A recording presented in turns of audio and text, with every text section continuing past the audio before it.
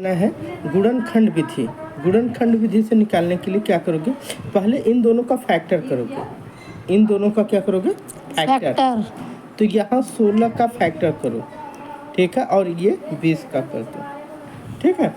अब 16 का इधर हम एक तरफ कर लेते हैं, तो यहाँ देखना,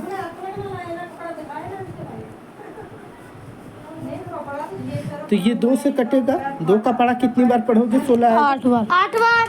2 8 16, 2 चौके 8, 2 दूनी 4, फिर 2 1 2। तो 16 का फैक्टर कितना आ गया, 16 का गुणनखंड किया गया तो 2 कितनी बार आया है, 4 बार।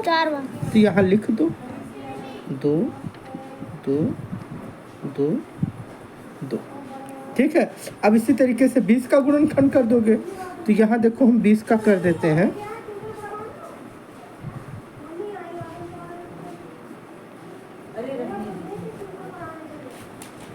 दो दहा में 20, 2 1 के 2, और ये 0 आ गया।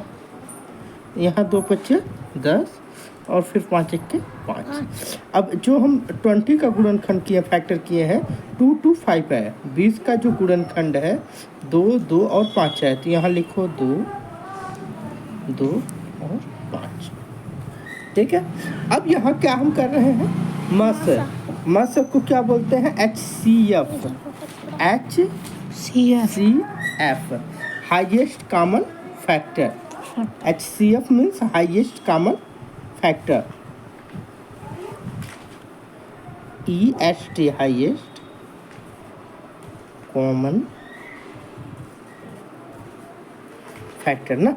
अब इनमें क्या करो, ये 16 और 20 का गुणनखंड कर लिया हमने।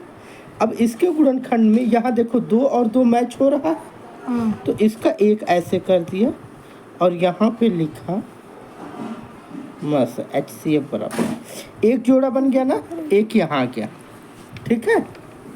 फिर अब देखो ये वाला 2 भी एक पेयर बन जाएगा, तो एक इसका बना दो और एक यहाँ लिख दो। अब कोई भी नहीं बनेगा ना, यहाँ 5 है, यहाँ 2 2 है, यहाँ 2 2 है, यहाँ 5 है, ठीक है। तो अब जो HCF आया, मस आया, 2 और 2 का गुणा करो कितना आएगा, 4 आ गया, ठीक है। अब यहाँ एक चीज़ और, अब जैसे कि हमने मस निकाला है, यह हमारा जो मस आया 4, क्या यह सही है या गलत है, ठीक है।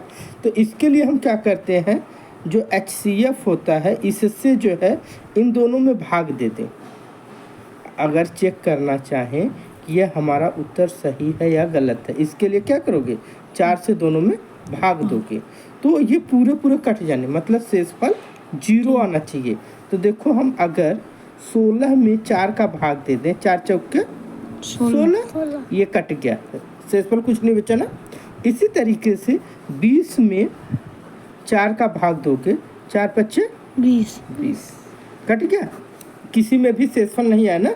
तो इस तरीके से उत्तर की जांच भी कर सकते हो कि हमारा सही है या नहीं है। समझ में आ गया।